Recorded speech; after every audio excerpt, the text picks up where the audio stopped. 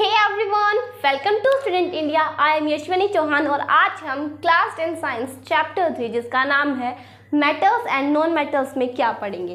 देखिए, extraction metals low in the activity series, इसका मतलब है कि जो लो मतलब एक्टिविटी सीरीज में सबसे लो रिएक्टिव मेटल है, वो लीस्ट रिएक्टिव मेटल है, उन्हें हम कैसे एक्सट्रैक्ट करते हैं अर्थ क्रस्ट से या फिर एनवायरनमेंट से। ठीक है, तो सबसे पहले जान लेते हैं हमने अपने प्रीवियस लेक्चर में क्या पढ़ा था। तो हमने अपने प्रीवियस लेक्चर में कंसंट्रेशन ऑफ ओर्स पढ़ा था, तो उसकी टेबल पढ़ी थी कंप्लीट। हमने क्या पढ़ा था, इस लीस्ट रिएक्टिव एलिमेंट्स में क्या ये हमेशा अर्थ क्रस्ट पर टू फॉर्म्स में मिलते हैं।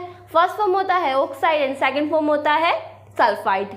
ऑक्साइड फॉर्म में हो तो कोई प्रॉब्लम नहीं है, हम उसे क्या कर सकते हैं, रिड्यूसिंग एजेंट से रिड्यूस करके प्योर कर सकते हैं। परंतु अगर वो सल्फाइड फॉर्म में होता है, जैसे कि यहाँ पे मैंने दे रखा है आपको H2S, देखिए सॉरी HGS, तो ये क्या है, मरकरिक, जो मरकरी है उसका सल्फाइड फॉर्म में सिनाबार, जो और है वो सल्फाइड फॉर्म में है। क्या है, सल्फाइड फॉर्म में है। तो अब हम इसे कैसे प्योर करें, इसे कैसे एक्सट्रैक्ट करें। तो एक्सट्रैक्ट करने के लिए इसे क्या करना पड़ेगा, हमें सबसे पहले इसे ऑक्साइड में कन्वर्ट करना पड़ेगा। ऑक्साइड में कन्वर्ट करिए तो कोई प्रॉब्लम नहीं है, रिड्यूसिंग एजेंट से रिड्यूस करके या फिर हीट करके। अगर हमें रिड्यूसिंग एजेंट नहीं लेना तो इसे हम हीट करके भी प्योर कर सकते हैं। मैंने यहाँ पे हीट किया इसे और क्या किया, एकदम प्योर कर दिया। ठीक है, तो पढ़ते हैं, they are very unreactive metals. जो एक्टिविटी सीरीज में क्या मेटल्स होते हैं, वो क्या होते हैं, अनरिएक्टिव होते हैं। वेरी अनरिएक्टिव मतलब जल्दी रिएक्ट नहीं कर सकते वो, हाँ करते हैं और नहीं भी करते हैं, जैसे कि प्लैटिनम गोल्ड, वो रिएक्ट नहीं करते, तभी तो उनकी ज्वेलरीज बनाई जाती है। क्या गोल्ड की सिल्वर की ज्वेलरीज क्यों बनाई जाती है, क्योंकि तो वो अनरिएक्टिव मेटल होते हैं, वो रिएक्ट नहीं करते हैं, वो अपने क्या ओर्स बनाते नहीं है, इसीलिए क्या होता है, वो अनरिएक्टिव मेटल होते हैं, उनकी ज्वेलरीज बनाई जाती है। सेकंड पॉइंट क्या है, the oxides of these metals can be reduced to metal by heating alone. मैंने अभी आपको क्या बताया, अगर किसी भी मेटल का ऑक्साइड होता है तो हम उसे हीट करके उसे गर्मी देके क्या प्योर मेटल बना सकते हैं। जैसे कि मरकरी क्या है, एक लीस्ट रिएक्टिव मेटल है, मैंने क्या किया, उसे हीट किया, हीट करने के बाद एक प्योर मेटल मिल गया, मतलब मरकरी आ गई और हमें ऑक्सीजन के 2 मॉलिक्यूल्स मिल गए। ठीक है, तो यही क्या रखा है, ऑक्साइड्स को हीट कर दो उसके अकेले तो क्या हो जाता है, मेटल प्योर हो जाता है, रिड्यूस हो जाता है। मैंने आपको बताया था कि रिड्यूसिंग एजेंट से रिड्यूस भी कर सकते हैं और उसे रिड्यूस करके प्योर कर सकते हैं मेटल को। देन थर्ड पॉइंट क्या है, सिनाबार। सिनाबार मैंने आपको पिछली वीडियो में बताया था क्या होता है, HGS मतलब मरकरी का और होता है सिनाबार, बताया था ना आपको। तो ठीक है, क्या cinnabar HGS is an ore of mercury, बताया था। When it is heated in air, जब इसे हीट किया जाता है एयर में, it first converted into mercuric oxides. सबसे पहले ये सल्फाइड फॉर्म में है तो क्या करना पड़ेगा, इसे ऑक्साइड फॉर्म में कन्वर्ट करना पड़ेगा। मैंने बता रखा है कि किसी भी मेटल को वो किसी भी फॉर्म में, ऑक्साइड फॉर्म में हो तो कोई प्रॉब्लम नहीं, कोई फंडा नहीं लेना, बस उसे हीट करके रिड्यूसिंग एजेंट से क्या करके प्योर कर देना। परंतु अगर कोई और फॉर्म में, जैसे कार्बोनेट फॉर्म में हुआ, सल्फाइड फॉर्म में हुआ, तो हमें सबसे पहले उसे क्या ऑक्साइड फॉर्म में कन्वर्ट करना पड़ेगा। सिंपल सी बात है, कोई भी मतलब कि ऑक्साइड्स और हुए तो उसे हीट करके कर देना है। अगर कोई और फॉर्म हुई मेटल की तो उसे क्या करना है, सबसे पहले ऑक्साइड फॉर्म में कन्वर्ट करना होगा, फिर ऑक्साइड फॉर्म से उसे प्योर कर देना हीट करके या फिर रिड्यूसिंग एजेंट से। समझ गए, तो यही क्या रखा है कि इसने मरकरिक ऑक्साइड में कन्वर्ट किया, which is HgO। Then mercuric oxide is then reduce to mercury on further heating. तो उसे क्या किया, प्योर कैसे किया मरकरिक ऑक्साइड्स को, हीट करके। देखिए यहाँ पे HGS मरकरिक सल्फाइड्स जो है उसे क्या किया, O2 से हीट करके क्या कर दिया, यहाँ पे सबसे पहले हमने इसके ऑक्साइड्स बनाए। ठीक है, क्या बनाए, इसके ऑक्साइड्स बनाए, और SO2 हमारे पास क्या आ गई, सल्फ्यूरिक गैस आ गई है। ठीक है, sulphuric acid. Then HgO metal mercuric oxides को क्या किया, हमने दोबारा हीट करके क्या कर दिया, इसे कन्वर्ट कर दिया Hg और O2 में, तो हमें क्या मिल गया, हमारा एक मेटल। क्या मिल गया, हमारा एक metal. Least reactive metal 2 form में होता है, या तो हमें वो सल्फाइड फॉर्म में मिलते हैं या ऑक्साइड फॉर्म में मिलते हैं। जो मिडल रिएक्टिव एलिमेंट्स होते हैं, क्या जो मिडल रिएक्टिव एलिमेंट्स होते हैं वो हमें 3 फॉर्म में मिलते हैं।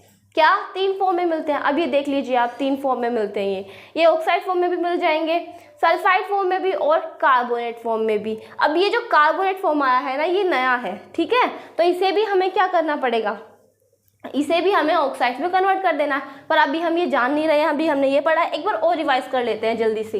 They are very unreactive metal, बहुत अनरिएक्टिव मेटल होते हैं, मैंने आपको बता दिया।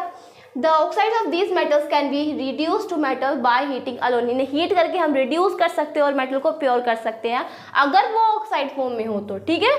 Cinnabar is an ore of mercury, HgS, मतलब कि जो सिनाबार है वो क्या है, मरकरी का ऑक्साइड है, मरकरी का ऑक्साइड नहीं, मरकरी का ओर है। When it is heated in air it was converted into mercuric oxide. सबसे पहले अगर हम इसे हीट करते हैं तो ये मरकरिक ऑक्साइड्स में क्या होता है, कन्वर्ट होता है, और मरकरिक ऑक्साइड में कन्वर्ट होने के बाद सिंपल सी बात है, हमें इसे हीट करके रिड्यूस कर देना है, प्योर कर देना है। ये तो इसकी रिएक्शन रही। और अब हम एक एग्जाम्पल और ले लेते हैं, ठीक है।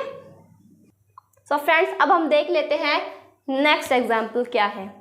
Copper which is found as Cu2S, it means जो कॉपर है वो अपनी सल्फाइड फॉर्म में मिलता है। हमने क्या देख लिया यहाँ पर, S देख लिया, क्या देख लिया, S देख लिया, मतलब ये सल्फाइड फॉर्म में मिलता है। In nature can be obtained from its ore by just heating in air.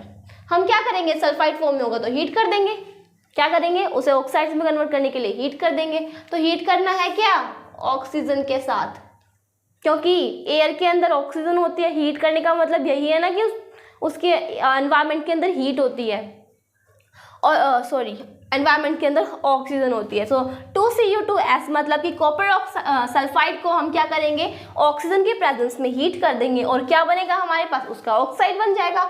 Oxide बनने के बाद तो हमें कोई प्रॉब्लम नहीं होगी, हम क्या करेंगे, उसे सिंपली हीट कर देंगे और हमारे पास हमारा मेटल आ जाएगा, विच इज कॉपर। मैंने अभी क्या कहा, एक बार और देख लेते हैं क्या है। Copper which is found as Cu2S in nature, मतलब ये अपने सल्फाइड फॉर्म में मिलता है, कौन, copper. Can be obtained from its ore by just heating in air, उसके और से हम कैसे उसे अलग कर सकते हैं, उसे हीट करके। एग्जाम्पल आपके पास ये रहा।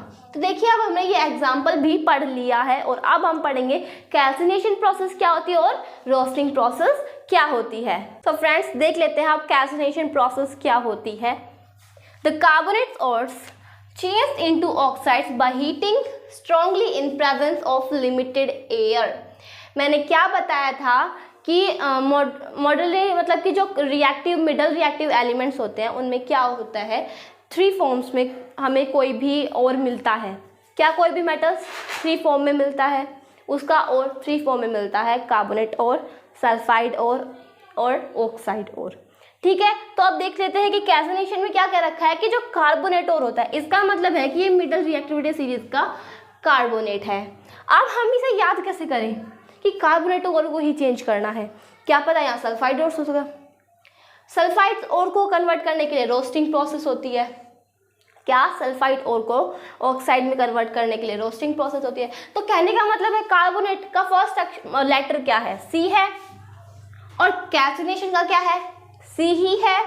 तो हम इसे याद कैसे कर सकते हैं, C से C मतलब कि carbonate calcination, carbonate calcination, carbonate calcination, मतलब कि कार्बोनेट और जो होते हैं वो कैल्सिनेशन प्रोसेस के थ्रू क्या होते हैं, चेंज होते हैं अपने ऑक्साइड्स में। क्या कहा मैंने कि जो कार्बोनेट्स और होते हैं वो कैल्सिनेशन प्रोसेस के द्वारा थ्रू क्या होते हैं, चेंज होते हैं अपने ऑक्साइड्स में, ठीक है। तो क्या है, the carbonates ore are change into oxides by heating strongly, मतलब इन्हें स्ट्रांगली हीट किया जाता है, strongly in the presence of limited air, मतलब एयर जो होती है वो लिमिटेड होती है, एक्सेस नहीं होती, उसकी कोई अनलिमिट मतलब उसकी लिमिट है। क्या बताया मैंने, एयर की लिमिट है, उस लिमिट में ही हमें क्या करना पड़ता है, कार्बोनेट और को हीट करना पड़ता है, ठीक है। सो एग्जाम्पल देखिए, ZnCO3 क्या है, zinc carbonate, zinc carbonate middle activity series का एक एलिमेंट, क्या है, जिंक, मैंने आपको बताया अभी, मॉडलरी रिएक्टिव एलिमेंट। तो जिंक कार्बोनेट को हमने हीट किया और हमें क्या मिला, zinc oxide and CO2 gas, क्या मिला, zinc oxide and CO2 gas, heat किया लिमिटेड एयर में, क्या, लिमिटेड एयर में इसे हीट किया हमने, कार्बोनेट ओर को लिमिटेड एयर में हीट किया, तब जाके हमें क्या मिला, जिंक ऑक्साइड। देन इसे हम क्या करेंगे, जिंक ऑक्साइड्स को रिड्यूसिंग एजेंट से रिड्यूस करके, क्या बताया मैंने, रिड्यूसिंग एजेंट से रिड्यूस करके मेटल ले लेंगे, जिंक को प्राप्त कर लेंगे। अब वो रिड्यूसिंग एजेंट क्या होगा, क्या होगा वो रिड्यूसिंग एजेंट, कार्बन। क्या होगा, कार्बन। मैंने आपको बताया था ना, या तो उसे सिंपली हीट करना है या किसी रिड्यूसिंग एजेंट से रिड्यूस करके अब हम मेटल ले लेना है, तो इसमें रिड्यूसिंग एजेंट कार्बन होगा, ठीक है। देन रोस्टिंग प्रोसेस आती है, the sulphides ores are change into oxides by heating strongly, इसे भी स्ट्रांगली हीट किया जाता है, but in the presence of excess air, इसे लिमिटेड एयर में क्या किया जाता है, हीट किया जाता है, परंतु इसे हमें एक्सेस एयर में हीट करना है। कौन सी एयर, एक्सेस एयर, इसकी लिमिट नहीं है, एक्सेस एयर चाहिए इसे हीट करवाने के लिए।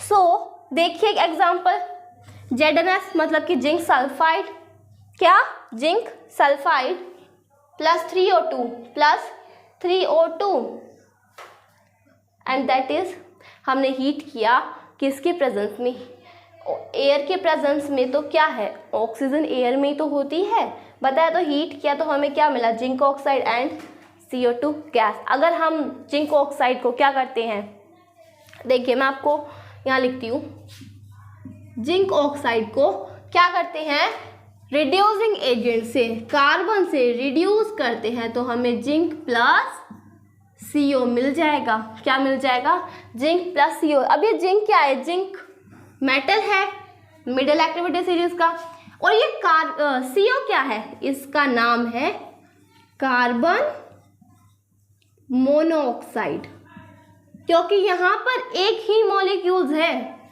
So carbon monoxide.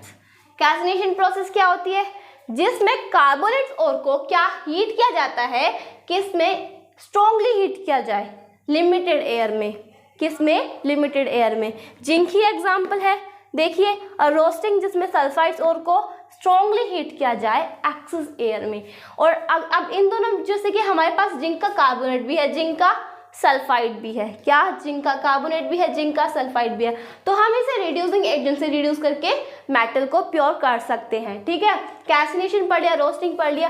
अगली वीडियो में हम क्या पढ़ेंगे, इनमें डिफरेंस देखेंगे, बहुत छोटी वीडियो होगी वो, तो आप देख लेना, पर मैंने अभी इसकी बनाई नहीं है, मैं बनाऊंगी।